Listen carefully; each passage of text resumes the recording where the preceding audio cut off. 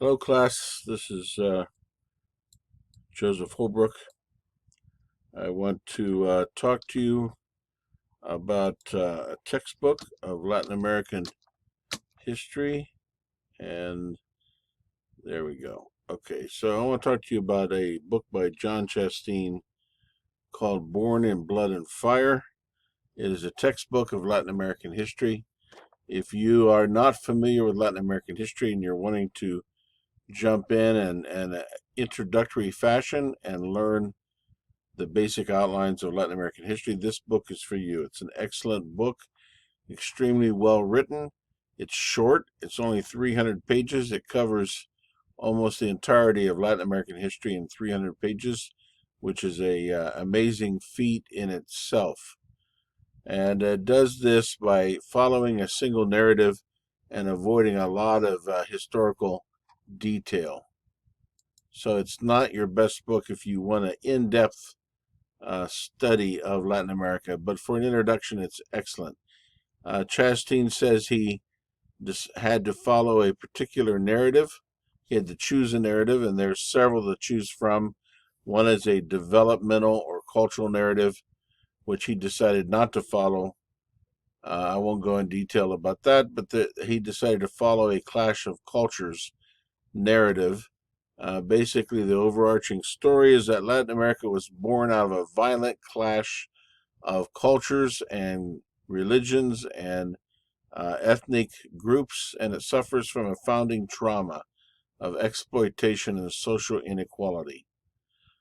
Um, and he focuses on a single narrative covering Mexico, Argentina, and Brazil. John Charles Chasteen is a cultural historian of Latin America. He explores topics ranging from gaucho knife fights and guerrilla insurgencies to the history of Carnival and popular dance. His research interests center on the 19th century and include Brazil, the Caribbean, and Rio de la Plata, which is modern day Argentina. A reoccurring theme in a half a dozen books has been the development of nationalism and national identities. I personally thoroughly enjoyed his book about music and dance and how they relate to the nation building process in Argentina, Cuba, and Brazil. And also, he mentions in passing the Dominican Republic. Tango, samba, and salsa are all excellent examples of what is called transculturation, which is a two-way transference of culture that merges the elements of two different cultures into a third that is different from both of the parent cultures. This is his book, National Rhythms, African Roots, The Deep History of Latin American Popular Dance. So, as one should do when you're getting ready to tackle a new book, you should take a look at the reviews. Kenneth Maxwell in the Journal of Latin American Studies talked about the narrative being thematic and centering on common features shared by Latin American countries. So that avoids the detail of going back and again to a particular time period in different countries, different regions. Fowler in Foreign Affairs says Chasteen paints on a very broad canvas, but he succeeds in capturing the major ingredients of Latin America's unique culture and complexity. He also has an excellent section on Brazil. Jürgen Buchenau wrote in the Hispanic American Historical Review, the authors of Latin American history textbooks usually face a three-dimensional challenge. Most have decided to focus on one or two at the most of the organizing principles of time, place, and theme. Actually, Chasteen manages to focus on all three to some degree. With a place, he limits himself to Mexico, Argentina, and Brazil. Time, he covers the entire span of Latin American history. And in theme, he focuses on only the most important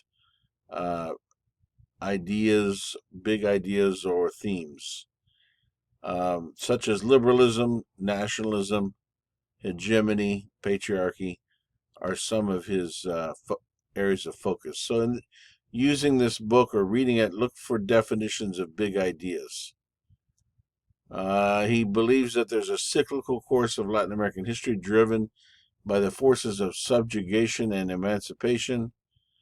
A recent manifestation of this is neocolonialism, which ushered in the third cycle, which was ended by the attempts of nationalism and eventually revolution to overcome dependence. They were crushed by reactionary dictatorships and eventually foreign neoliberalism. So these are some of the terms he defines and explores. Latin American liberalism, according to Chasteen, was limited government and economic laissez-faire. They are reflected from the core principles of the U.S. Constitution, a complex of values and practices that develop between the 16 and 1700s in France and England. Liberal ideology favored progress over tradition, reason over faith, universal over local values, and the free market over government control. Liberals espoused equality of citizenship over entrenched privilege, and they lauded representative democracy over all other forms of government. 1776 and 1789, according to John Chasteen, were important dates in world liberalism, marking the American and French revolutions. Another big idea in Latin America is Latin American nationalism. This is the idea that everyone ought to be part of a nation and that nations should rule themselves. The last part makes nationalism the basic ideology of decolonization around the world. The first part, about everyone belonging, links ruling elites to the people they rule and also the ruled to one another. The stronger those links are, the stronger the nation. Nationalism is neither right nor left, in John Chasteen's opinion, on the political spectrum. It can be either one at any given time. In Latin America, nation building has been a long-term project carried out over the entire 19th century. In artistic circles, government ministries, and eventually public schools. As we'll see later on in one of our modules on literature in Latin America, even romance novels at times served a nation-building purpose. In the 20th century, nationalism has rallied the masses and challenged liberal values like free trade. What is Mestizo nationalism? John Chasteen talks about Mestizo nationalism as a common definition of Latin American national identities founded on the notion of race mixture.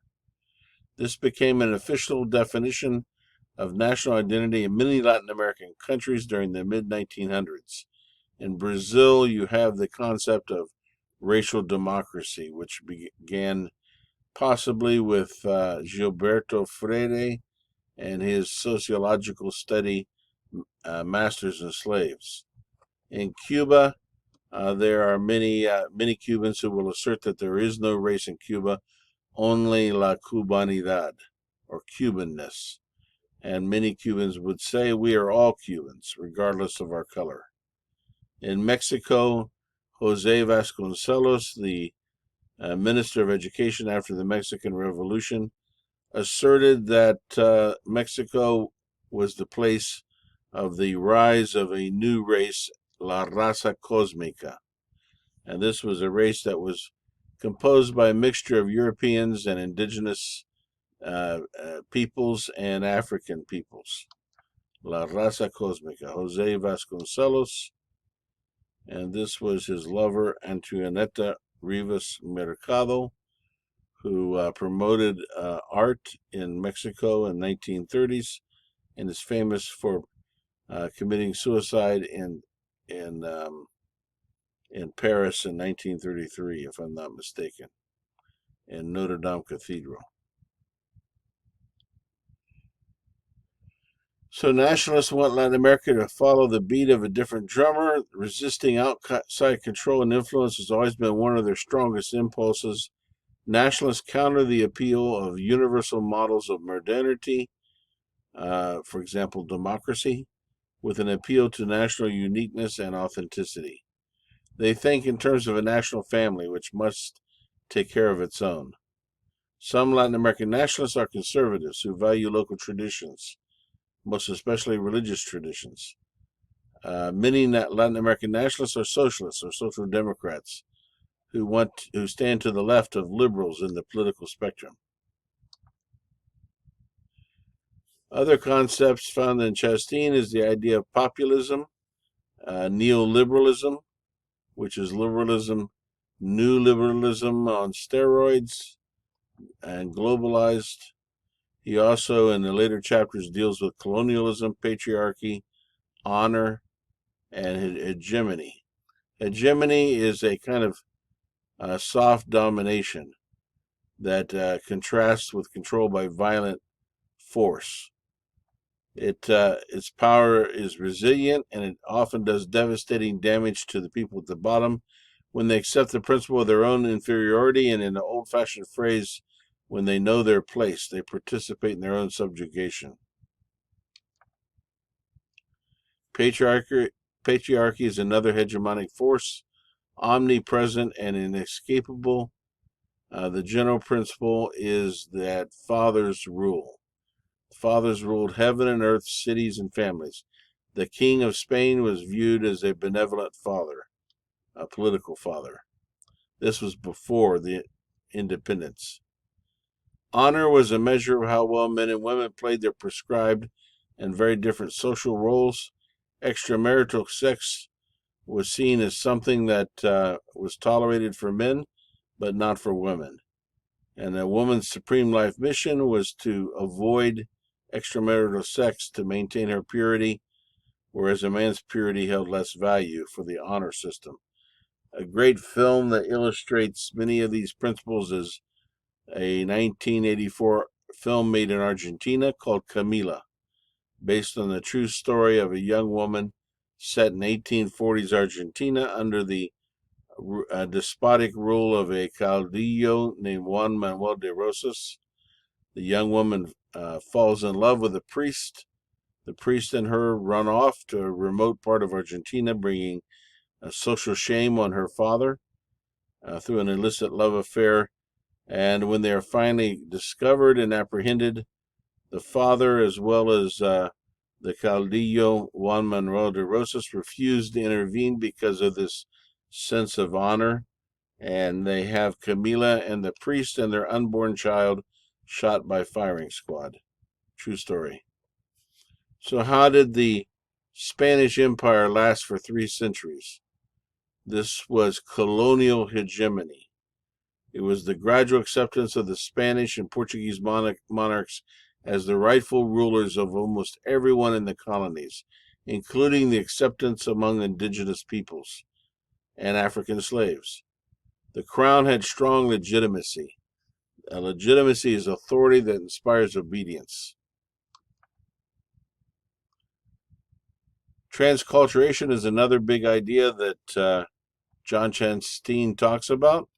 It was actually developed by a Cuban anthropologist named Fernando Ortiz, who first applied the term to Cuba's popular music and dance traditions.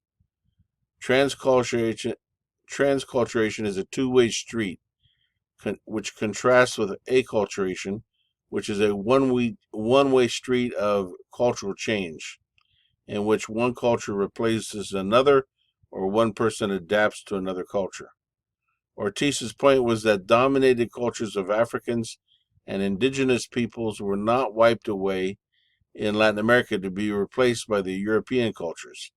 Instead, there was this two-way intermixture of indigenous and African people with Europeans that resulted in something new, a third culture, if you will, that was neither European nor was it indigenous or African. In the case of Cuba, it was distinctively Cuban. Here's an example of acculturation, one culture influencing another. And here's a graphic showing transculturation, in which two cultures are intermingling.